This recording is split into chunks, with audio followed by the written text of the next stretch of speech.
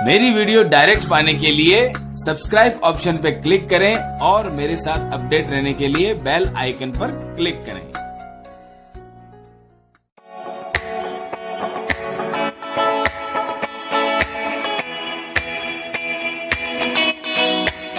बहुत बहुत स्वागत है दोस्तों आप सबका आपके अपने चैनल में। जैसा कि आप हेडिंग देख चुके हैं, आज हम बात करने वाले हैं शुक्र के बारे में। दोस्तों, शुक्र क्या है? उसे कहीं ढूंढने की, कहीं देखने की या कहीं और जाने की ज़रूरत नहीं है। शुक्र जो है वो साक्षात पत्नी है। चलिए, शुक्र पत्नी है, ये तो वो कहानी हो गई जब हमारी शादी होगी। उसके पूर्व क्या है? तो शुक्र है आपका खूबसूरती, आपका संवाद करने का तरीका, आपके अंदर जो भी खूबसूरती वाली चीज़ें हैं, जो आपके अंगों का दिखना है, उसके अंदर कितनी ब्यूटी है, कितना वो मस्कुलर है, या पूरा शरीर जो है वो किस प्रकार से नज़र आता है, उसमें शुक्र का बड़ा प्रधान महत्व है, यानी कि बड़ा ज़बरदस्त उसका रोल है। लेकिन आज हम जो बात करने वाले हैं वो शुक्र यानी आपकी पत्नी, जब आपकी शादी हो जाती है तब जीवन में कैसे उथल पुथल मचती है, या हम प्रोग्रेस की तरफ बढ़ते हैं, या सीधे सीधे शब्दों में है कि शुक्र का पत्नी के आने पर कैसा हमको जीवन में लाभ मिलता है, नुकसान मिलता है, या सामान्य रहता है, ये सब कुछ जानना हमारे लिए बहुत ज़्यादा ज़रूरी है। बल्कि ये जान लेने से हम ये कह सकते हैं कि अब हम हमारे जीवन को किस प्रकार से जिएंगे, या उस जीवन में चल रही बाधाओं को कैसे निपटेंगे, इसको समझने में बड़ी मदद मिल सकती है। शुक्र यानी हमारी पत्नी, और हर कोई चाहता है अपने जीवन में लग्जरियस लाइफ। एक गरीब भिखारी जो रोड पे बैठा है, वो भी अगर सपना देखेगा तो उसके मन में भी कहीं ना कहीं बड़ा बंगला, बड़ी गाड़ी, बड़ा ये, बड़ा वो, हर चीज़ वृहद रूप से पाने की उसकी लालसा रहेगी। और एक बड़ा पैसे वाला है, उसको तो और भी ज़्यादा चाहिए ही चाहिए। तो मुख्य रूप से ये स्पष्ट हो गया है कि शुक्र ही वो ग्रह हैं जो हमें सब कुछ दे सकते हैं। हमारा कल्पना से भी ऊपर की गई कल्पना वो पूरी कर सकते हैं, बस वो हमारे लिए अनुकूल होने चाहिए। अब यहाँ दो चीज़ें निकल करके आती है कि अनुकूल और प्रतिकूल का क्या मतलब है, किसके अनुकूल है, किसके प्रतिकूल है। ये तो एक कुंडली विवेचन का विषय हो ही गया। आपको मालूम है, जिनके मारक है उनके शुक्र प्रतिकूल मानो, और जिनके योग कारक है शुक्र, उनका अनुकूल मानो। लेकिन ये परिभाषा काफ़ी नहीं है, क्योंकि जिनके प्रतिकूल है या जिनके मारक है, क्या वो लग्जरियस लाइफ नहीं जी रहे? क्या उनके जीवन में खुशियाँ नहीं है? क्या उनके जीवन में भौतिक संसाधन की कमी है? क्या उनके पास बड़ी चीज़ें नहीं हैं, जैसे बड़ा घर, बड़ा बंगला या बड़े शौक? ये सब चीज़ें नहीं हैं? तो नहीं, ये सब कुछ है। बल्कि 9 के 9 ग्रह आपको हर चीज़ देने पर आमादा हैं, हर चीज़ देंगे ही देंगे। अगर उनकी डिग्री अच्छी है तो वो सब कुछ मिलना है। आज हम जो बात कर रहे हैं वो इसका सीधा सीधा मुख्य उद्देश्य ये है कि हम अगर अपने जीवन में उस प्रकार से काम नहीं कर रहे जैसा कि ग्रह के लिए करना चाहिए, तो मान के चलिए उस लग्जरियस लाइफ का या उसके द्वारा दी गई चीज़ों का हमें सदैव या तो कमी का एहसास होगा, या फिर हम उसका भोग पूरी तरह से नहीं कर पाएंगे। जिसमें आज हम बात कर रहे हैं शुक्र की। शुक्र देता है हमें खूबसूरती, पत्नी का सुख, वैवाहिक जीवन में सबसे ज़्यादा खुशी, शांत वैवाहिक जीवन और घूमने फिरने का आनंद, या पत्नी के साथ जो भी आप क्वालिटी टाइम स्पेंड करते हैं वो कितना ज़्यादा करते हैं, कितनी बार करते हैं, कितने समय तक करते हैं, बिना लड़ाई के कितना आपका और उनका समय अच्छा बीतता है। यानी कुल मिलाकर के इस धरती का स्वर्ग बनना, घर का स्वर्ग बनना, ये सब शुक्र के हाथ में है, और उनको ठीक करना नहीं करना ये सब हमारे हाथ में है। मैं योग कारक और मारक की बात बिल्कुल भी नहीं कर रहा, क्योंकि वो तो इस दुनिया में आधे से लोगों का योग कारक होता है और आधे लोगों का मारक होता है, क्योंकि 12 लग्न है और हर व्यक्ति का अपना अपना लग्न होगा और उसमें हर लग्न में शुक्र की भूमिका बनेगी। लेकिन बात हमें उसके तत्वों को किस प्रकार से जीवन में ग्रहण करना है, इसे समझना होगा। और इसे समझने का इतना सा मात्र तरीका है कि अगर पत्नी से संबंध मधुर रखे जाएं तो जीवन निश्चित तौर पर लग्जरियस की तरफ जाएगा। अब पत्नी से संबंध कौन मधुर नहीं रखना चाहता, हर हाल में चाहते हैं कि मधुर हो, लेकिन कई बार शिकायत आती है कि ये लड़कियां ही लड़ रही हैं, लड़कियां कहते हैं लड़के लड़ रहे हैं, या ये हमारी बात नहीं समझ रहे हैं। तो दोस्तों, हमें इस शुक्र को मनाने के लिए, शुक्र का लाभ पाने के लिए बहुत छोटी छोटी चीज़ों का ध्यान रखना है। और वो छोटी छोटी चीज़ें क्या हैं? किसी भी स्थिति में पत्नी से लड़ाई ना हो। नोक झोंक और एक बड़ी लड़ाई में बड़ा ज़बरदस्त अंतर होता है। नोक झोंक लड़ाई घंटा, आधा घंटा, 2 घंटा, 6 घंटा या 1 दिन के अंदर सुलझ जाती है, सिमट जाती है। दोनों एक दूसरे को देखते हैं और देखने मात्र से समझ जाते हैं कि लड़ाई का वो पल चला गया, अब पल वापस से अच्छा आ गया है। और बड़ी लड़ाई को आप जानते हैं कि तुमने ऐसा कहा तुम झुको, तुमने ऐसा कहा था तुम झुको। तो ये वो चीज़ से अपने को सदैव वहाँ तक पहुँचने ही नहीं देना है। जब भी मामला लग रहा होगा पक्ष में नहीं है या भारी पड़ रहा है, गिव अप कर देना चाहिए। औरतों से लड़ाई करनी ही नहीं है, अपनी पत्नी से लड़ाई करनी ही नहीं है, ये मान के चलिए। वो जो मांगे वो दे दो। और आप नोट करेंगे औरतों की कोई बहुत ज़्यादा बड़ी डिमांड आपको देखने को नहीं मिलेगी। अगर आप अनुभवशाली व्यक्ति हैं या आपने एक अच्छा समय शादी का निकाल लिया है, 2 साल, 5 साल, 10 साल, तो आप देखेंगे उनकी मेजर जो डिमांड्स है उसके अंदर उनका पीहर जाना हो सकता है, कुछ पैसा अपने लिए मांगना हो सकता है, अपने परिवार से यानी अपने पीहर वालों से कुछ अच्छा बर्ताव, अच्छी तरह से बात करना, उनके पास समय समय पर चले जाना, पति के द्वारा यानी कि जोड़े से चले जाना, ये उनकी डिमांड्स होती है कि भाई आप मेरे परिवार को भी थोड़ा अपना परिवार समझ करके जब जब वो बुलाएं तब तब चले जाओ। तो ये 3 मोटी मोटी चीज़ें हैं। इसके अलावा चौथी चीज़ में अपने बच्चों के लिए, अपने बच्चे मतलब वो आपके भी बच्चे हो गए, उनके लिए एक बढ़िया एजुकेशन, बढ़िया उनका कपड़ा लत्ता, उनके लिए बढ़िया एक जीवन लाइफ स्टाइल हो, ये वो चाहते हैं। तो इसमें बताइए, अगर आप इन सब चीज़ों को पूरा कर देते हैं और बदले में आपको एक सुखी संसार मिले, तो क्या इसमें कोई गलत होगा? या मैं कहूँ कि क्या ये घाटे का सौदा है? कमेंट सेक्शन में आप जरूर बताइए। अगर ये सारी डिमांड्स कोई पत्नी कर रही है तो सोचिए इसमें सबसे ज़्यादा बेनिफिट, सबसे ज़्यादा लाभ आप ही को है। अगर उसने कहा कि मैं मायका जाना चाहती हूँ, भेजिए, इससे आप दोनों में कुछ दूरी बढ़ेगी, लेकिन जब आप पुनः नज़दीक आएंगे उस समय जो आप दोनों के बीच क्वालिटी टाइम स्पेंड होगा ना, वो मुझे यहाँ बताने की ज़रूरत नहीं है। जिनकी नई शादी हुई है वो बेहतर जानते हैं, और जिनकी शादी को 10, 12, 15 साल, 20 साल हो चुके हैं वो तो इस मामले में दक्ष हैं, पर एकदम निपुण हैं। वो जानते हैं कि जब भी गैप होकर के वापस मिला जाता है उस टाइम का शब्दों में बयां नहीं किया जा सकता।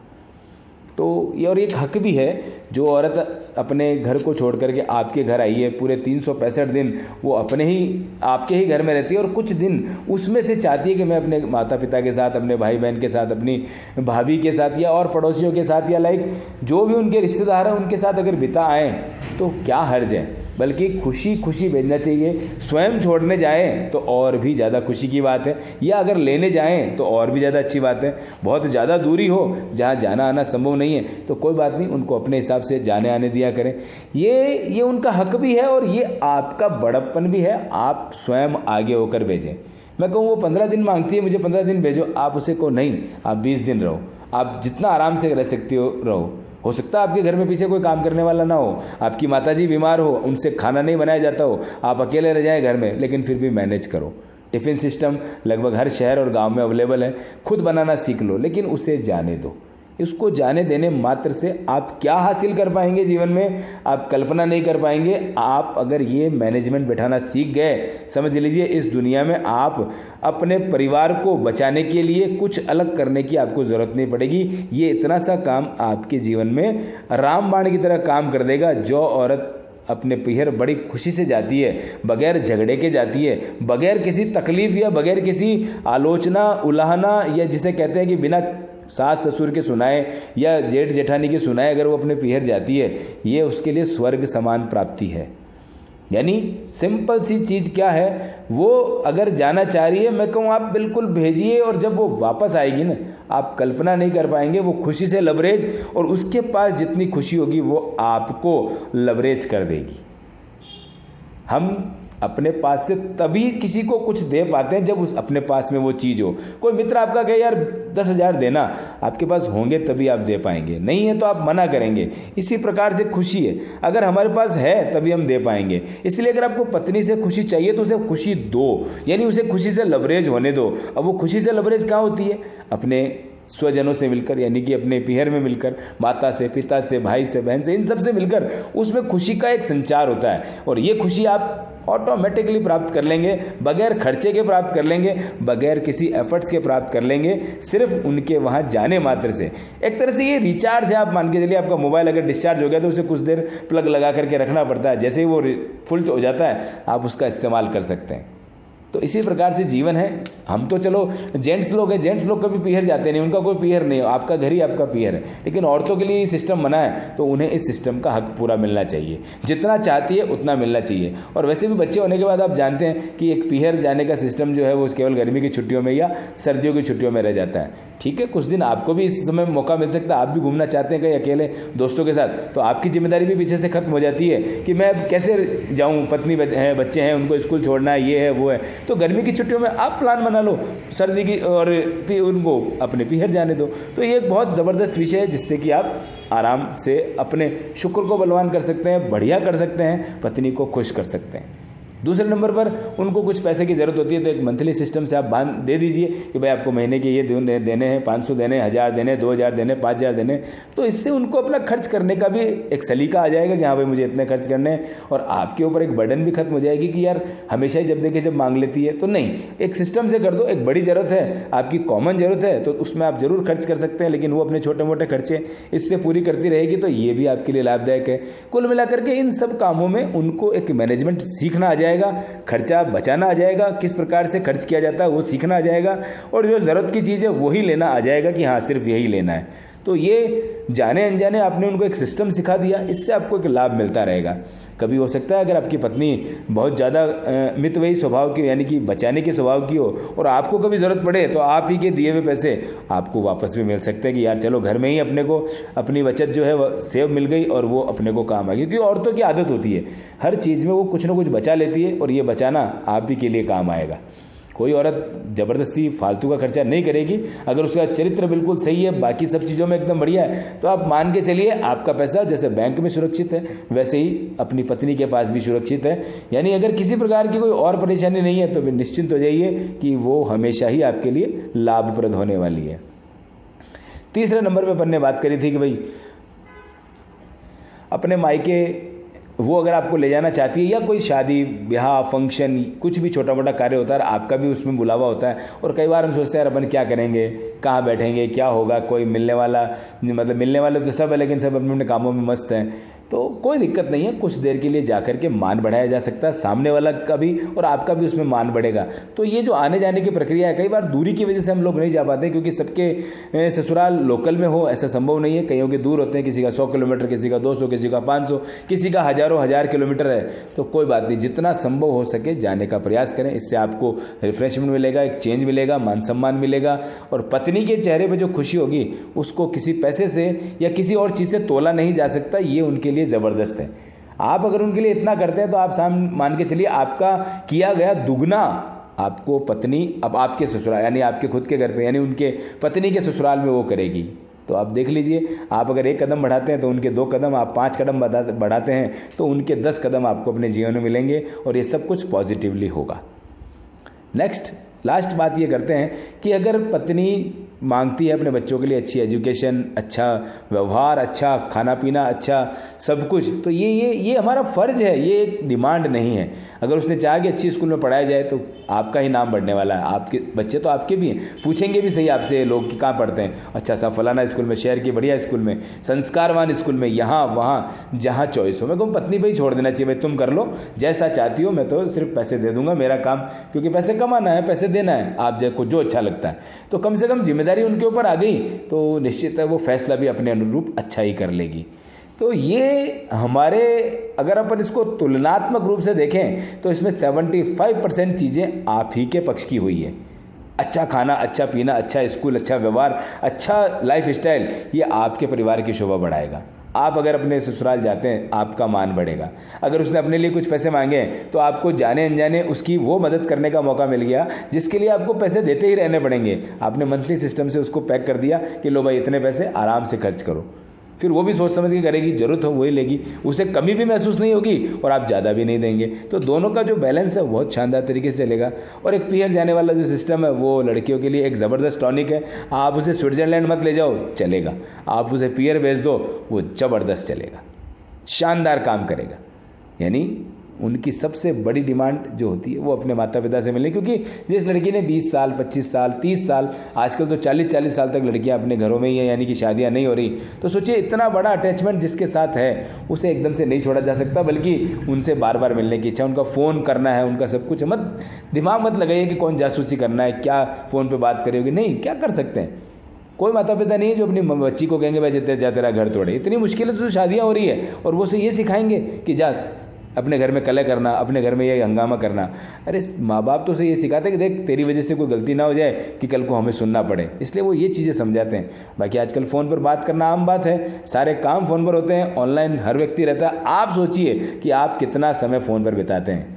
अगर आप जितना, आप मान लीजिए 10 घंटे बिता रहे हैं, पत्नी भी अगर 10 घंटे बिता रहे हैं, तब तो बराबरी की बात है। वो थोड़े ज़्यादा बिता रही है तो समझ लीजिए वो दूर आई है इसलिए ज़्यादा बिता रही है, और अगर वो कम बिता रही है तो ये आपके लिए सौभाग्य की बात है कि आपकी पत्नी इतना दूर होने के बाद अपने घर वालों से फिर भी सबसे कम समय बिता रही है। क्या बात है, क्या उसका अपने घर वालों से प्रेम नहीं है, क्या उसकी इच्छा नहीं है, या हो सकता है आपके डर से, आपके किसी बात के नाराज़ हो जाने की वजह से वो इतना समय नहीं बिता पा रही है। इस बारे में जांच कीजिए और उसे खुलकर आज़ादी दीजिए, क्योंकि वो जितनी आज़ाद रहेगी अपनी सीमाओं को अच्छे से समझेगी। उसे हम जितना बांधेंगे वो उसको हम उतना ही मान के चल सकते हैं कि नहीं हमने उसको बांधा है, इसका मतलब बांधा हुआ पक्षी फड़फड़ाता है, आज़ाद पक्षी अपने आराम से तसल्ली से किसी डाल पर बैठा रहता है। इसलिए ये अंतर हमें समझना होगा। हम जिन चीज़ों से अनुशासन की उम्मीद करते हैं कई बार वो हमारे लिए परेशानी का सबब बन जाती है। तो ये अनुशासन और जो परेशानी है इसमें अपने को थोड़ा सा अंतर भेद पता करना है कि ये कहीं गलत ना हो जाए। और ये गलती सिर्फ इतनी सी है, आज़ाद छोड़ दो, जो चाहे सो करने दो, क्योंकि अगर आपने किसी को जिम्मेदारी दी है आप मान के चलिए वो निश्चित तौर पर उसका लाभ उठाएगा, उसका लाभ आपके लिए भी उठाएगा, खुद के लिए भी उठाएगा और समझदार बनेगा। बहुत बातें हैं इस टॉपिक पर करने के लिए, पर अपन ने बात करी शुक्र को बलवान करना है, और शुक्र साक्षात पत्नी है, और पत्नी को खुश रखने का हर संभव प्रयास अगर आप करते हैं, उसकी मनचाही चीज़ें उसके दिलाते हैं, उसको जो अच्छा लगता है वैसा करते हैं, वाजिब चीज़ें, गैर वाजिब कभी भी नहीं। और वाजिब और गैर वाजिब हर शादीशुदा व्यक्ति कहीं ना कहीं समझ ही जाता है, समय के थप्पड़ों के साथ उसे पता चल ही जाता है कि कहाँ गलत है कहाँ सही। मनन करके देखिएगा, आपको उसकी वाजिब और गैर वाजिब मांग हमेशा दिख जाएगी। गैर वाजिब मुझे नहीं लगता कोई भी पत्नी डिमांड करेगी। हिंदुस्तान की 99% पत्नियां यानी औरतें अपने और अपने परिवार का ही पक्ष चाहती है, उन्हीं के लिए सोचती है, उन्हीं का लिए खरीदती है। आप बाजार जाके देखेंगे उनकी लिस्ट के अंदर मैक्सिमम सामान आपके घर के लिए होगा, घर की किचन के लिए होगा, पर्दे होंगे, फ्लावर्स होंगे, ये सजाने का वो सजाने का, हर चीज़ आपके घर के लिए है। तो हमें इस बारे में बहुत ज़्यादा विचार करने की आवश्यकता नहीं, सिर्फ इतना सा विचार करें कि अपनी पत्नी को खुश और सबसे ज़्यादा खुश रखने का प्रयास करें। आपकी जीवन में अगर लग्जरियस लाइफ, लग्जरियस चीज़ें, लग्जरी का आगमन ना हो जाए तो फिर आप मुझसे सीधी शिकायत कर सकते हैं कि सर आपने कहा था ऐसा करना और नहीं हुआ। उस दिन आप मुझे कहिए, मैं आप जैसा कहेंगे वैसा मैं करने के लिए तैयार हो जाऊंगा, क्योंकि ये आजमाया हुआ फंडा है। पत्नी खुश, समझ लीजिए सब कुछ खुश। बाकी अगर कोई और प्रॉब्लम्स कुंडली में है तो वो एक अलग विषय है, उनके लिए अलग ग्रहों का चुनाव करके उनका इलाज किया जा सकता है। लेकिन ये एक सिंपल रेमेडी है जिसके लिए कुंडली दिखाने की आवश्यकता नहीं। इसको करने मात्र से पति पत्नी का जीवन ज़बरदस्त लेवल पर जाकर के हाइट ले सकता है, ज़बरदस्त खुशियाँ प्राप्त की जा सकती है, जीवन का भरपूर आनंद लिया जा सकता है। इसी के साथ मेरा वीडियो यहीं समाप्त होता है। कैसा लगा वीडियो, क्या है आपके इसमें बारे में विचार, कोई भी ऐसी बात जो आपको समझ में आती है कि इसको करना चाहिए, बिल्कुल आप कमेंट बॉक्स में लिखिए, वहाँ आपको इसका जवाब अवश्य दूंगा। जो भी यहाँ समझ आता है इस वीडियो के अनुसार, आपके मन में क्या एक नई चीज़ पैदा होती है, आपको क्या फील होता है, ज़रूर से बताइएगा। मिलते हैं नेक्स्ट वीडियो में। Okay, bye bye.